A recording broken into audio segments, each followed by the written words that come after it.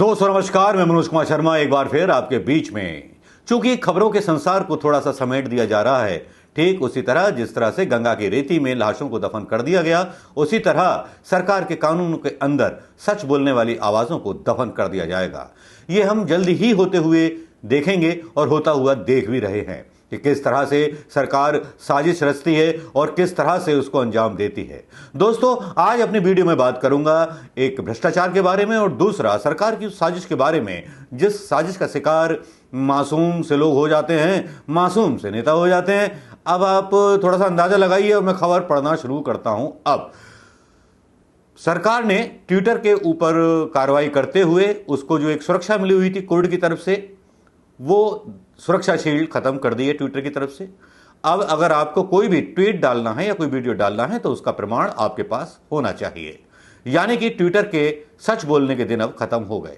अब आप सोच रहे होंगे ऐसा कैसे हो सकता है, सच बोलने पर ही तो कार्रवाई कर रही है सरकार। मैं मानता हूं कि सच बोलने पर सरकार कार्रवाई कर रही है। मैं कल की घटना आपको याद दिलाना चाहूंगा कि राहुल गांधी ने एक ट्वीट किया था जिसमें उन्होंने एक नवभारत.com की एक खबर को ट्वीट किया था, जिसको लेकर के उन्होंने लिखा था कि ये सच्चे राम भक्त नहीं हो सकते, यानी कि वो मानने को तैयार नहीं थे। लेकिन इसी बीच उनके खिलाफ एक गुर्जर नेता है, सुना होगा, नंदलाल गुर्जर, नाम तो जानते ही होंगे, किसान आंदोलन में इनका नाम काफी चर्चित रहा था। उन्होंने राहुल गांधी के खिलाफ रासुका लगाने की मांग की है।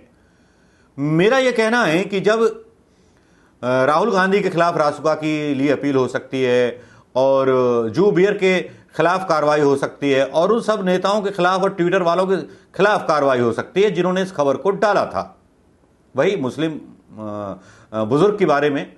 लेकिन इस खबर को मिसलीड सबसे पहले किसने किया? सबसे पहले उस पर कार्रवाई अभी तक क्यों नहीं हुई? नवभारत टाइम्स की उस खबर पर जिसने ये खबर को डाला और जिसने भ्रामक खबरें फैलाई। तो ये साजिश किसकी कही जाए, सरकार की या किसकी, या उस मीडिया हाउस की जिसने ये खबर डाली बिना किसी जिम्मेदारी के, जिसमें उसने साफ लिखा कि श्री राम का नारा ना लगाने पर दाढ़ी काट दी गई? क्या उन संपादकों के खिलाफ कोई रिपोर्ट हुई? क्या उनके खिलाफ कोई कार्रवाई हुई, या केवल उस खबर को ट्वीट करने वाले लोगों पर सारी कार्रवाई कर दी गई? चलिए, यह तो हुआ साजिश का वो हिस्सा जिसके बारे में बात करना जरूरी था। और साथ में मैं आपको यह भी बता दूं कि ट्विटर पर अब कोई भी खबर डालिए तो प्रमाण के साथ डालिए। ऐसा यूट्यूब पर भी चल रहा है। यूट्यूब पर भी सब्सक्राइबर घटाए जा रहे हैं। जो नोडल ऑफिसर नियुक्त किए गए, ये नहीं पता कि वो भारतीय जनता पार्टी के आईटी सेल के नोडल ऑफिसर नियुक्त किए गए हैं या स्वतंत्र रूप से कोई नोडल अफसर नियुक्त किए गए। वैसे उम्मीद कम है कि सरकार ऐसी कोई पारदर्शिता अपनाएगी, क्योंकि जब चुनाव आयोग में भारतीय जनता पार्टी को सपोर्ट करने वाले लोग बैठ सकते हैं तो यूट्यूब पर और फेसबुक पर और सोशल मीडिया पर भी नोडल ऑफिसर के रूप में भारतीय जनता पार्टी के लोग बिठाए जा सकते हैं, जो केवल इसी बात की निगरानी करेंगे कि कोई भी चीज सरकार के खिलाफ ना बोली जाए या सरकार के खिलाफ जो भी सच है वो ना बताया जाए। देश को सच पता ही ना चले, देश को पता ही ना चले कि कोरोना वैक्सीन में जो था बछड़े का सीरम था। ऐसी खबर जब आए तो उसको भी झूठा बता दिया जाए। हालांकि बहस चलती रहती है, लोग जब इस खबर को डाल देते हैं, आरटीआई का एक वो डालते हैं मतलब जानकारी, लेकिन वो खबर का बाद में खंडन होता है और वो खबर बदल जाती है, कहा जाता है कि ये खबर गलत है। फिर उसके बाद खबर चलती है कि साहब गैप बढ़ा दिया गया। राहुल गांधी भी इसको ट्वीट कर देते हैं कि गैप क्यों बढ़ा दिया गया बिना वैज्ञानिकों की परमिशन के। इस बारे में मैं भी पहले आशंका जाहिर कर चुका हूं। मैंने पहले भी आपको पैरासीटामोल गोली का उदाहरण दिया था कि जब डोज दी जानी होती है तभी डोज दी जाती है, तो किससे पूछ करके वैक्सीनेशन का जो एक टाइम था वो बढ़ा दिया गया। मैं इस बारे में पहले आशंका व्यक्त कर चुका हूं। एक्सपर्ट होने के नाते ये इसके लिए मुझे कोई प्रमाण देने की जरूरत नहीं है। किसी भी मेडिकल फील्ड के व्यक्ति से आप पूछ सकते हैं, सरकार भी पूछ सकती है। सरकार को खुला चैलेंज है मेरा। तब दोस्तों, ऐसी कौन सी खबरें हैं जो छुपा दी जाती हैं? खबरों के ताने बाने बहुत होते हैं। खबरों के ताने बाने इस तरह से होते हैं कि संघ का भी पर्दाफाश हो जाता है, जिसके बारे में आज खुलासा करते हैं कांग्रेस के प्रवक्ता पवन खेड़ा। क्या खुलासा करते हैं, जरा यह खुलासा सुन लीजिए। यह सब मीडिया और सोशल मीडिया के माध्यम से ऑडियो वीडियो बाहर आए हैं। मैं प्रशांत जी आपसे रिक्वेस्ट करूंगा कि मैं आगे बढ़ूं उससे पहले जरा वो ऑडियो वीडियो अगर दिखा देते तो अच्छा रहेगा। यह 10 जून को प्रकाश में आए, आप देखिए। सर 276 करोड़ रुपए 276 में जो भी प्लेंटी कटेगी वो तो देखो मेरी जाएगी। बिल्कुल सही, गलत बात तो नहीं कर रहा सर। नियम अनुसार मान लो वो 5 करोड़ कटे, 10 करोड़ कटे, 15 करोड़, वो जो भी कटेगी पेमेंट रिलीज करा दो आप 6 महीने में, साल भर जितना पेमेंट होगा उसका आज ही, जैसे भाई 276 है, 276 के आप 20 बता रहे, जितना रिलीज होगा उस हिसाब से 20 यानी 10% होगा एक तरह से मोटा मोटा 10%।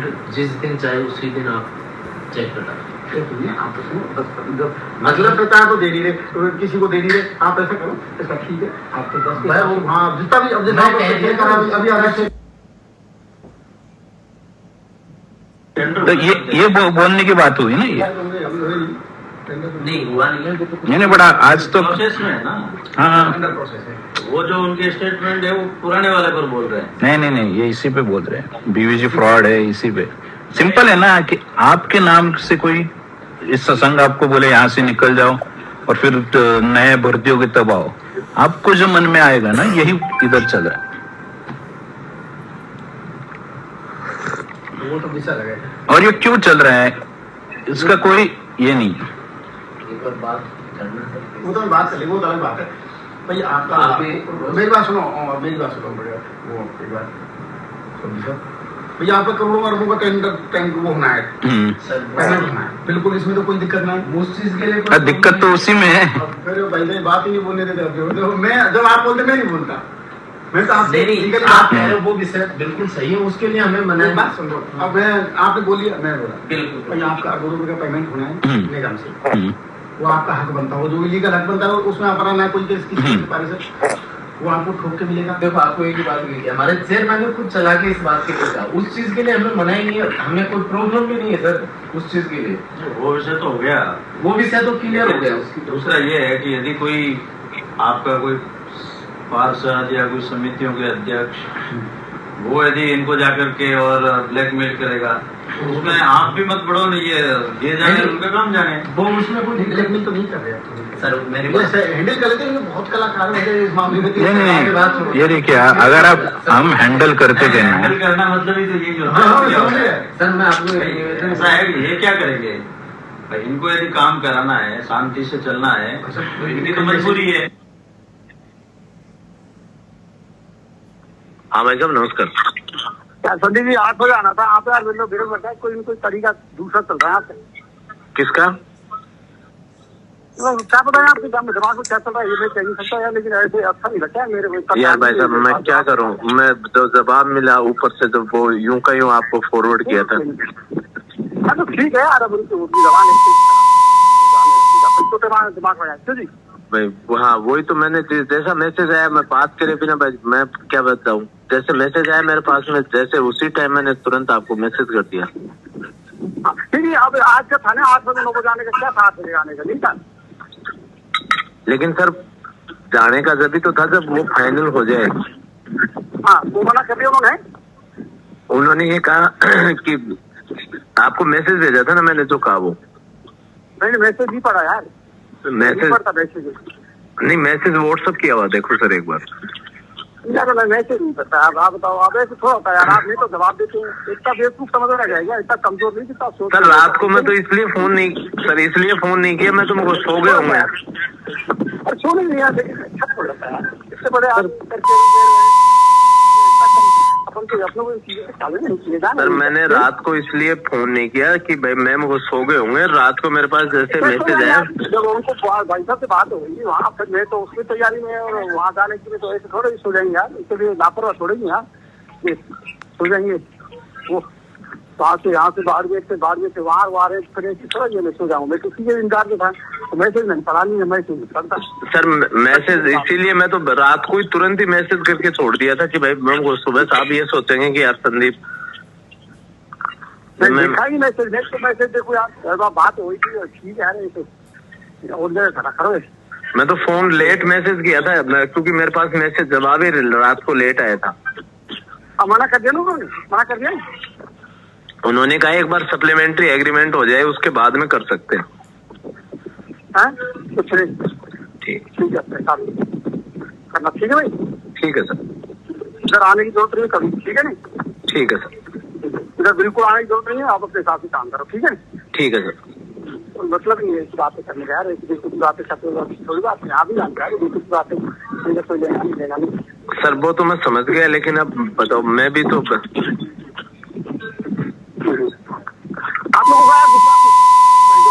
आगे क्या आपका रनिंग सिस्टम क्या है? आप लोग गंदे आदमी हैं, आप लोग फिर कह रहा हूँ, आप लोग सिस्टम गलत है, आपके लोगों का मतलब गलत लोग हैं। हमें ऐसे सिस्टम में नहीं है, आए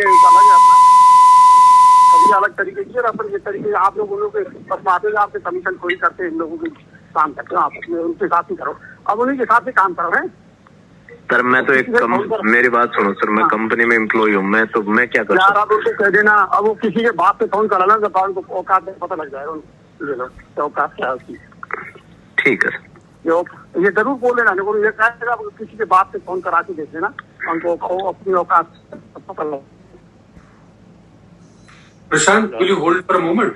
पवन भाई, will you come in for a moment and explain कि ये कौन बात कर रहे हैं? जी, so that we go to the next one. तो अभी जैसा आपको बताया, कहानी के पात्र कंपनी के एम्प्लॉइज हैं। कहानी का दूसरा पात्र राजाराम है, जो कि निलंबित मेयर जयपुर की भारतीय जनता पार्टी के नेता सौम्या गुर्जर के पति हैं। ये स्वयं भी भारतीय जनता पार्टी के नेता और इनकी भी कई एफआईआर्स हैं, मारपीट है, जमीन है, कई अलग अलग तरह के एफआईआर्स हैं राजाराम। और सबसे महत्वपूर्ण बात जो आपने वीडियो में आपने देखी, यह बैठक चल रही है, डील मेकिंग चल रही है राष्ट्रीय स्वयंसेवक संघ के जयपुर के कार्यालय में।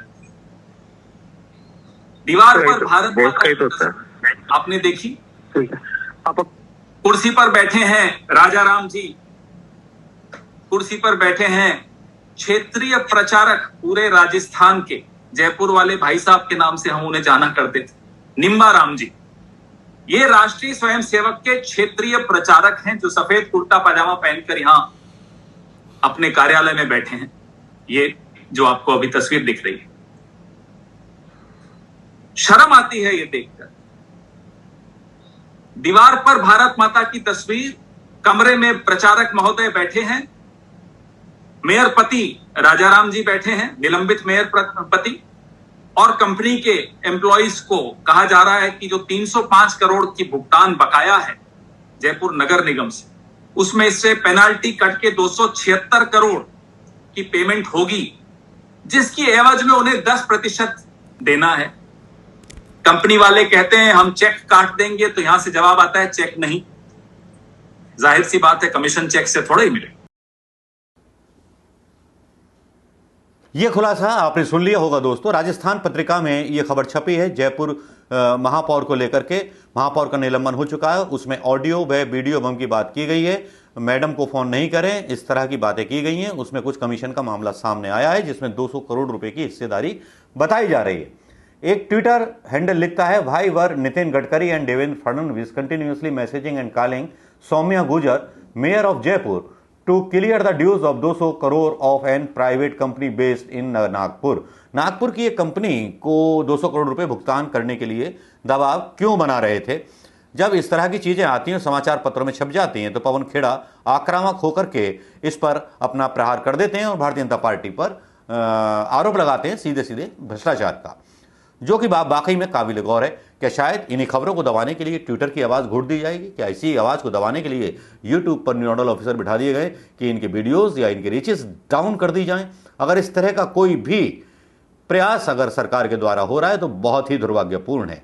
दुर्भाग्यपूर्ण इसलिए भी है कि जो आने वाली सरकारें होंगी वो भी वही करेंगी जो ये सरकार करके जा रही हैं। आज सरकार प्रधानमंत्री मोदी जी की है। आज लोकतंत्र में सबसे ज्यादा बहुमत पाने वाली सरकार प्रधानमंत्री मोदी जी की है, तो क्या ये शाश्वत अमर रहेगी? अमर तो 70 साल वाली कांग्रेस भी नहीं रही, तो अमर तो भाजपा भी नहीं रहेगी। और कभी फिर दूसरी सरकारें आएंगी, तब इनके साथ यही काम अपनाए जाएंगे। तो लगता है फिर नागरिक को बोलने की आज़ादी कहीं रहेगी नहीं, विपक्ष कहीं खत्म हो जाएगा।